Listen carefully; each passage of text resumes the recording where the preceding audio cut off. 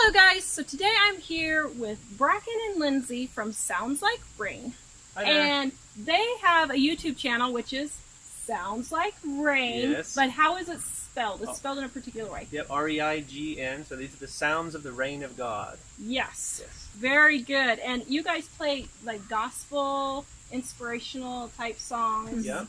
And you have a couple of DVDs. Yes, we do music videos, and we also do a weekly vlog just sort of documenting our life living in a tiny house. Cool.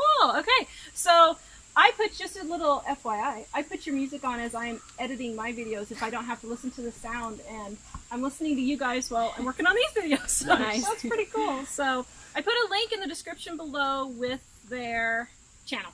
So I found them while watching Justin Rhodes one day. You were working on Justin's solar panels. Right. And my son is really into solar panels. He put his room off grid Okay. when he was like 13. Nice. And so I was showing him your video, and then I found your songs. Oh, I love this music. It's so nice. And I've been telling my people about you guys. Oh, good. And a lot of our viewers have been finding you or did already know about you, which I thought was pretty cool. So that's why I wanted to do a video with you, because a lot of our viewers know you guys. Okay. And the YouTube community is getting smaller and smaller, isn't it? It is. It's crazy. So, but my interest in you is you guys live in basically a tiny house in North Carolina. And I wanted to know how you do that and kind of what decisions brought you to this. So let's start off with, how big of a mortgage do you have on your tiny house? And is this costing you a lot to live in the mountains? Because it's really pretty here. Right. Yeah, there's sorry for the mower noise, but there's a long story behind how we got here. I'll save you all of that. But just to answer your question, we have tried to rearrange our life over the past 6 or 8 years to live more simply. And as you know, and as your viewers know, there are a lot of creative ways to go about that. And one way that we learned many years ago to creatively reduce our housing expense is to work trade for our house. So right now we're actually work trading on a property in exchange for the house that we live in. And the house is essentially given to us to live in, although we technically don't own it. So our housing expenses, other than my labor, are essentially zero every month. Wow. No house payment at all. Not at all, right. Wow. Yeah. That is smart. Because Yeah. we have a lot of people, my mom raised 2 teenagers on $500 a month. And we have a lot of people that say it's just not possible to be debt free now. Mm-hmm. And Mike and I do have a mortgage. We're getting it paid off quickly, but we really think that a lot of people could be debt free if they wanted to, but they just don't really want to. And I love your story because you show that you're thinking outside the box, but you don't seem like you're miserable here. You don't seem like it, at least. We live on a resort. You do. There's a creek back here and a big waterfall, and it's really actually pretty cool up Yeah, here. it hasn't always been this way. I mean, it takes sacrifice, and it takes like a mental shift where, like, for us, it was more important to be out of debt and to free our time to give it away to others. I mean, that's the whole point of why we're doing what we do. And early on, when he was just a baby, we were actually camping in a tent on some friends' land to get out of debt. Then we moved into a van, eventually into a camper, and we've just built up as needed to accommodate our family. But honestly, it's hard sometimes, but it's worth the payoff because we're just blessed with freedom and the ability to serve others. Yeah. So you used to have debt. Yes. And then you got that paid off. How many years did it take you to pay off your debt? Well, I had about $25,000 in student loans, and I think from the time that's actually why we moved into the tent originally. And we weren't alone; we were doing it with some other friends who were getting out of debt as well, which is a good tip to strengthen your accountability there. But we paid off that in 9 months. Wow! Because I still had a job, full-time job. But without, paying $1,100 a month or whatever it is for the house that we had, we just put everything toward our debt. Oh, good. Now, have you had debt since then? Maybe a few hundred, maybe up to $1,000 at a time. We're actually, Okay. this is the first time we've been in debt in the past 3 or 4 years. We just got back from a trip to Oregon, and we're in debt to the amount of our airfare. But I hope to have that paid off in the next 60 days. Good. Yeah. And, you know, and there, when we talk about being debt free, people think that you're not ever going to owe anybody anything ever again. Well, things do happen. Like when our daughter was born, we had $12,000 in medical bills.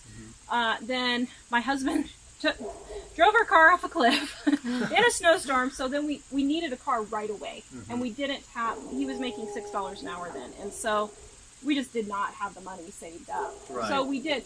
But when we're talking about being debt free, we're talking things like buying new purses, going out to eat every day, fancy cars, you know, not cheap $2,500 jobbies that we're driving around the country now, you know. Right. Yeah, you're talking about more like debt as a lifestyle, Yes. as opposed to using debt as a tool. Yes. So like maybe every once in a while, if you know, like you said, your car breaks down and you absolutely need it, you can justify that. Yeah. But you're also doing it with like the ability to pay it off in a relatively short period of time. Yeah, yeah. So, do you guys like living this lifestyle? I mean, is it hard? I mean, especially for you as a mom, is it hard living in a small house with 4, almost 5 kids? Or do you like living like this? Personally, I look at your house and think, wow, I wouldn't have hardly anything to clean. This would be great. Yeah, that's exactly it. So to me, I'm chronically ill, so the less cleaning I can do, the happier I am. Yeah. But is it easy for you, or is it hard, or? I wouldn't say it's hard. It's less to clean, and I like knowing I can see what everyone's doing. They're not off in some room down the hall. Yeah. I wouldn't trade it. I mean, there's probably times in the winter when it feels a little more tight, like, oh, what are we doing? What are we going to do today? But if you live in a small home, it's nice to have room outside. Yeah. To go outside and do things too. Yeah. But it's good. I wouldn't trade it. Do you guys like living in a tiny house? Yeah. What do you like about it? It's fun. It's fun. It's not too big. It's like living in a fort, huh? It is. It's like living in a fort in the mountains, isn't it? Yeah, it really is. Yeah, and you guys have a little fort over here too. Yeah. My kids would love that. I have 3 boys, so Oh, okay. I'm right there with you. Yeah. I know. And as they get bigger, you know, I mean, we wouldn't be able to live in this with 4 teenage Adult, yeah. 20-year-olds probably. That would feel, Yeah. probably feel a bit much for me. Anyway, Yeah, things will change, but we're trying to live within our means instead of above our means, and that, like I said, takes sacrifice. Right now, we're content with what we have, and then we'll just trust, you know, that the Lord will provide what we need as they get older. Yeah, So, and you won't have if you need a bigger house later, then you won't have that former debt tying you down right. to hopefully move on. You can be saving more as you go, you know, because like with us, the longer we have gone, the more we're able to save now to where we are actually able to make trips like this. You know, this is our first year we've ever made any major trips because we just didn't go on vacation. We didn't go out to eat. And so, that just went up my nose. Oh. I'm trying not to choke. Protein. Got my protein. Oh, man. Okay, let's see. This is the first time we're able to do things. Okay. Let's see. So as the kids are getting bigger, you won't have that massive debt. And like for us, we've noticed we had to take our oldest son to the Mayo Clinic last June, which insurance didn't cover. And it was such a relief to know that we had saved up the money and we were able to pay those medical bills without having to worry about this huge debt over our head. You know, that's one of the things that we really like about living debt-free. We have our mortgage, but I mean, everything else is debt-free for us. And that you have more freedom. I feel like you have more freedom. Yeah. When you don't have that. I don't know. Do you guys feel that way? Oh, yeah. Yeah. Very free. Yeah, it is, isn't it? Yeah. So, okay, so I'm going to show you guys a tour of their house. I'm going to stop this video for today because I know we got a little long, but I just really want you guys to see it is possible to live on a low income or a small income and still be really happy and have a nice house, and you don't have the pressure of and the stress of debt hanging over your head. So on tomorrow's video, we're going to show you their tiny house.